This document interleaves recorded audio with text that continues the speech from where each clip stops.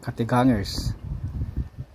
Ito, inagahan ko ng inagaan tanghali na yata ng mag-barbecue kasi kagabi pa sinasabi yung makasama ko, lalabas daw kami ngayon dahil nagsabay naman kami ng day off. Kaya para hindi manginig ang tuhod, naglabas na ako ng lulutuin ko para walang rason na lalabas pa kami. Kakain sa labas. Kaya naglabas ako. Ito nakalkal ko. Nakakalkal din ako ng dalawa ng lobster. Ewan ko kung malalim kasi yan eh. At saka ito, nakalkal ko rin. Lagyan ko ng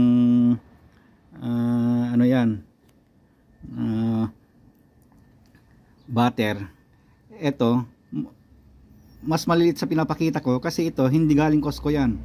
Galing Target. Medyo mahal lang sa Target din. At saka ito yung Costco. Ito yung pork belly na wala ng skin.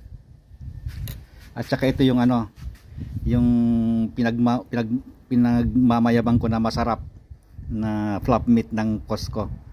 Kasi New York din ito. Ang lambot, ang sarap, linamnam.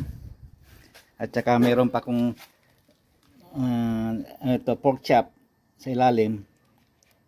Dinalawa ko lang, 4 yung isang supot kasi pag bumibili ka, pag sale kasi kagaya ni yung si Kapid, pag sale marami nang bibili mo tapos ilagay mo sa ziplock kung isang loto. Ang paglalagay ko 4 o 3 pag isa kami. Kaya lang hindi ko linuto yung lahat. Kasi marami na ito at saka bumili pa ng may darating pa. Sabi ko wala tayong isda. Kasi may isda kami diyan. I-defrost ko pa. Bumili ka na lang ng isda sabi ko. Kaya ngayon, ito, pinapainit ko na. Dito ko iluluto ngayon.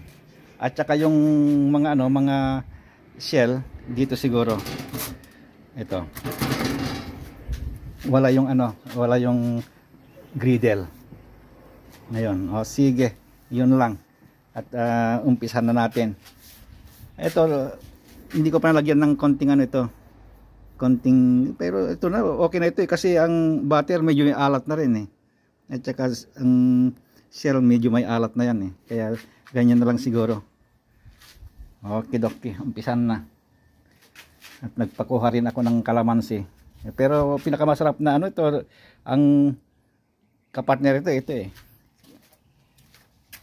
Mga talbos eh, ayan. Ang gaganda ng talbos, ayan. Yan ang masarap na nakapartner. Idaramo dumuti ko.